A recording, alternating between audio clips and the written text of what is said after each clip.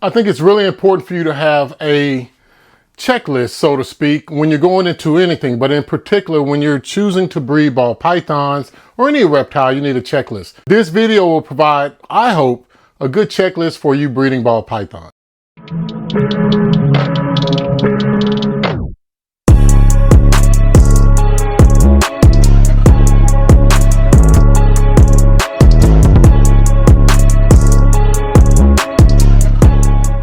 Hey, how's it going, guys? It's Paul with Spheric Reptiles, and I thank you so much for tuning in to watch this vlog today. I hope that it's really helpful. I really do hope it. That's the praise sign. I pray that it's helpful.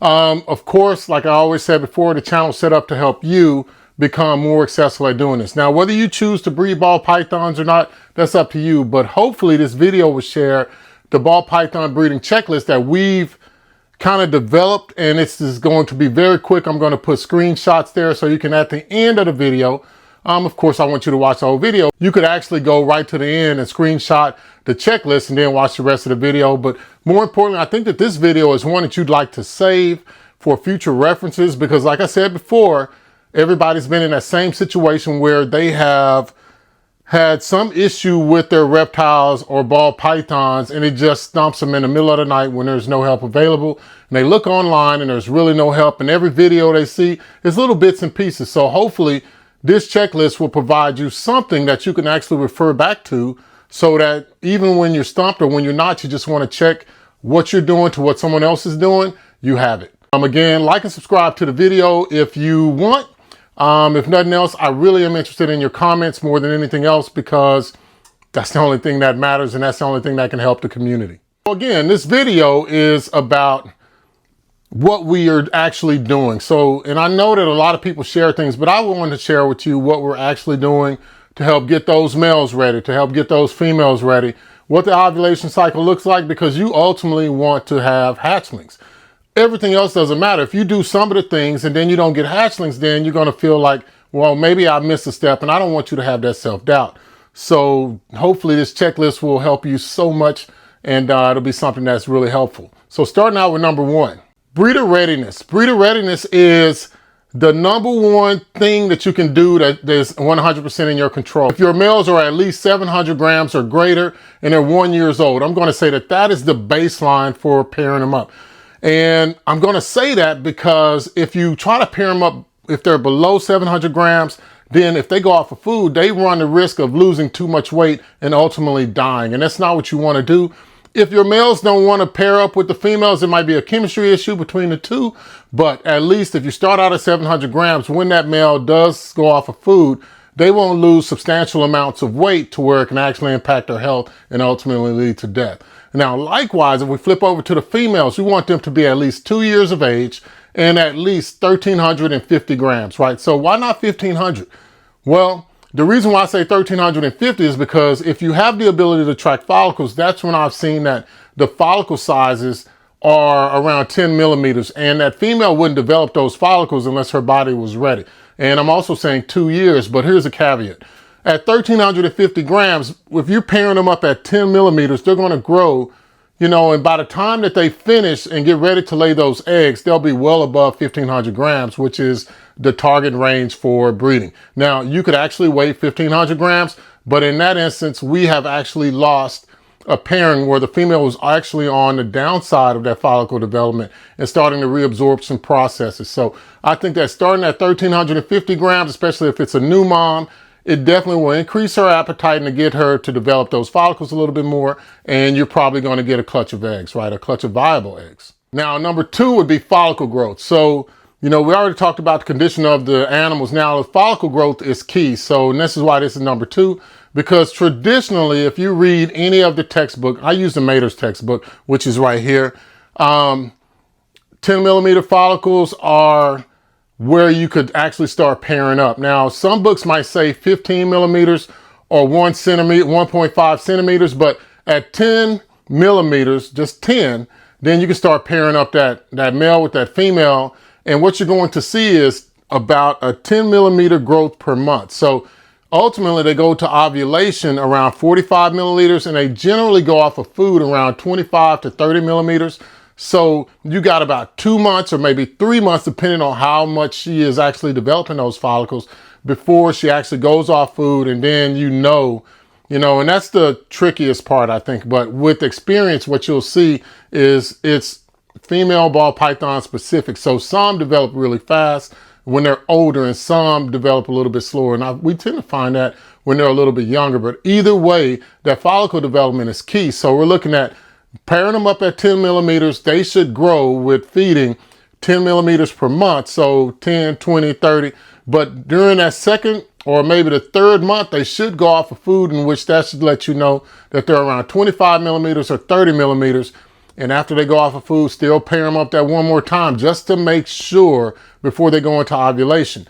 Now, I think that's key for number 2. So for number 3, the feeding strategy. So when you're looking at the feeding strategy, when trying to breed your ball pythons, it's a little bit different than when you would just be caring for your ball pythons. So if we have the hatchlings like I have over here, they're getting fed every 7 days. I like 7 days because I like to see the poop come out and make sure that their stomachs are empty before I start trying to get them to eat another prey item.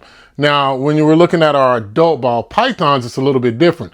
Normally, you would have them on a 10 to 14 day feeding schedule, maybe even a 21 day feeding schedule. Once you start pairing them up, you have to start feeding them a little bit more frequently. That includes the males. So you want to move them from wherever they are to about a 7 day feeding schedule, maybe a 5 to 7 day feeding schedule, depending on what prey items that you have the availability to. If you have a larger prey item, then you want to stick with the 7. If you got a little bit smaller, you could probably do the 5, and then after 5 days, feed them again, because what you don't want for either one of them to do is to stall out. You don't want the females to stop developing the follicles 10 millimeters per month, and you want the male to continue to produce sperm that's viable for developing, or, what's it called, baby? Fertilizing those follicles ultimately. So we're trying to give them the best opportunity to do what we're asking them to do, because again, we don't breed anything. It's them that are doing all the work. So you see, I got this one covered up with the red towel. That means that they're in there getting busy. So, well, I hope they're getting busy. I don't even peek in on them anymore. I just put them in there and then let them go. But that feeding schedule needs to continue as long as, for one, the male continues to eat. So then I've already stated before that you can go down to a smaller prey item. So if you feed them a small rat, drop down to a ring rat or a rat pup. Or if you're feeding a jumbo mouse, drop down to an adult mouse. Or you might even be able to stick to that jumbo mouse. And if you're feeding ASFs, then you probably could stick with that same prey item size, maybe drop down to a pup size or something like that, just to make sure that he's getting some nutrition, but you still want him to stay athletic. But when it comes to the female, you really want to make sure that you're encouraging them to continue to develop that follicle. So what you'll see sometimes is the female will begin to surf around when you start pairing them up and everything else, and they will just always look hungry. Well, you can't feed them over and over and over and still have them to develop follicles. And what I'm recommending is for you to drop down in the prey size if you have to, and feed every 5 days, or you can stick with that same prey item that you're feeding every 10 to maybe 21 days and just do that every 7 days. Before I go into the pairing schedule, I hope that this is something that can help. And I know that it seems like it might be I'm going 1, 2, and 3, but in all actuality, this is just a checklist to make sure that when you look at the complete picture, that you're able to check the box and see if you're moving right along. And of course, there are other videos out there that would explain the same thing. This is just what we do. And by all means, I'm asking you to always compare what you're doing to other breeders. That way you get a good feel of it. Read textbooks and everything like that. Search for the information, because you get a couple of times a year to get this right? So you either win or you lose when it comes to pairing up your ball pythons. So that gets us into number 4, right? It's number 4. So now we're looking at the pairing schedule. So for the pairing schedules, first, just to let you know, I pair up for 72 hours or 3 days, and it's uninterrupted. Unless I peek in there and I see that they are definitely not paired up and they're separated. Now, if they're close together, I'll still leave them in there for the full 72 hours. I generally pair up at night. So I'll pair up on Thursday nights and I'll take them out on Saturday nights. That's just a schedule that we have.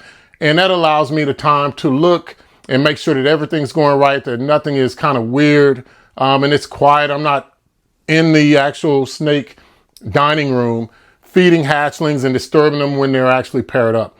Now with the male, I want to pair up that one male with one female once a week, right? And there's a max number of females that I can pair them up to. So I'm saying per season, just do 4 females maximum. Because generally with each month, there's 4 weeks in each month.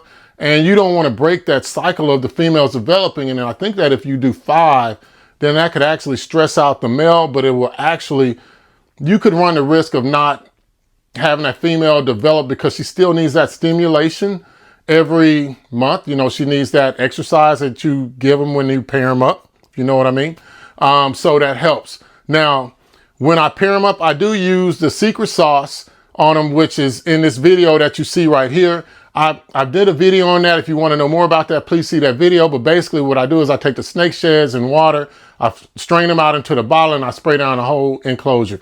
And with that, I'm putting the pheromones of all of the male adult ball pythons that we have in our collection collectively all over the tub. What it does is it creates that competition for that ball python when it's in there to hurry up and get going, right? Not just kind of lay around and not do anything. So if that doesn't work, what we found is that it's not going to work for him and that female. Now, also with that female, what you want to do, you want to make sure that you're spot cleaning her tub. So, and that includes the sheds, that includes the feces. You're just taking it out. But I'm not doing any deep cleaning during this time of shed because she needs all those additional pheromones plus the pheromones that she's, you know, emitting or secreting out all over the tub just to make her feel comfortable. There's a lot of evidence out there that if you disturb the ball python, say you move from one place to the next while your female is developing the follicles, then you're going to hear a lot of the times from other breeders that this female reabsorbed, she didn't go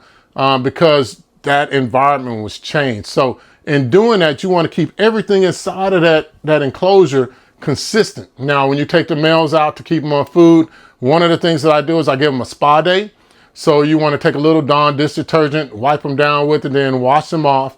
Wash off all those additional male pheromones that you spray with the secret sauce, plus the female pheromones. Make sure that he's nice and clean, then put him back in his enclosure.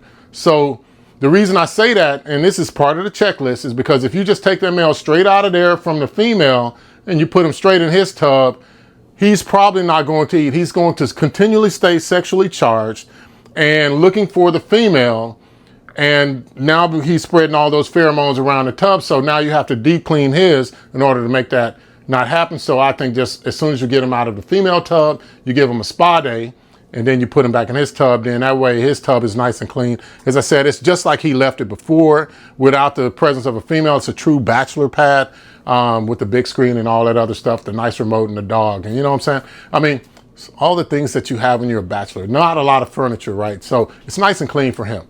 And if you think about this, and this is the last thing on this subject, is like when we remove the eggs from the female, we always wash her off. Why? Because we want to get that egg smell off of her. The same thing applies to the male.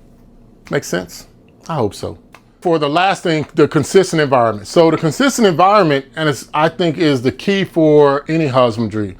But when it comes to breeding, it's vital. It's so important because we want to keep those same conditions constant. So with the smell of the males and her smells and maybe a little bit of the feces smell, that's all part of her thinking that this is time for her to get those follicles to grow. And so that's what we want to do, is we want to make sure that those things are consistent, along with the heat that's provided by a thermostat, as well as you want to keep those humidity levels around 65 to 70%, just to make sure that she doesn't develop any respiratory infections.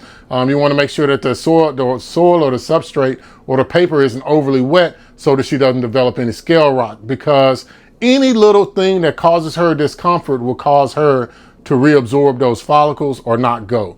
And so that's one of the things that we really want to do with the male. You can just business as usual, because once you give him the spa day and you put him back in his bachelor pad, then he should be okay, right? He might go off of food, but again, if we start him out above 700 grams, then he'll be okay for the 2 to 3 months or maybe even 4 months that you're pairing him up.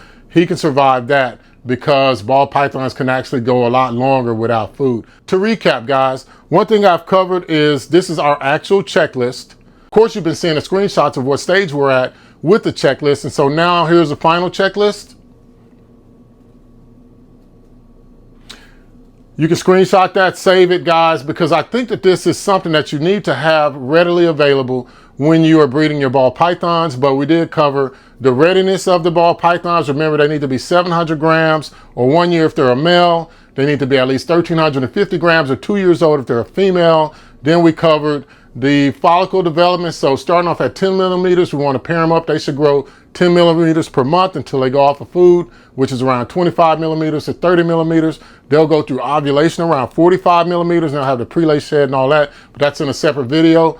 Then I discussed the feeding strategy, which, you want to go from that 10 to 14 or 21 day down to a 5 to 7 day feeding schedule, maybe drop down to a smaller prey item to make sure that they are able to eat these and digest them and just provide the nutrients to develop the follicles and also produce the sperm. I also paired up the pairing amounts of times and the use of the secret sauce and doing it for 72 hours, giving them a spa day when you release them, keeping the females enclosure consistent. And I hope this helps, man. I know that there was a lot of information really quick, but of course, like I said before, you can save this video and watch it at a later date when you actually need it, when there's no one else around for you to talk to. Hey guys, I really do love sharing this information. I hope that you like receiving the information. I mean, this is my driver in doing this, and it's for no other reason but to help you.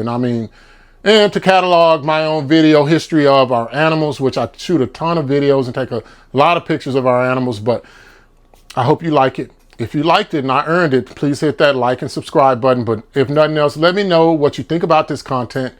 And man, I'm trying to tell you, enjoy that time that you spend with your reptiles and cherish and love your family while you have them. Thank you.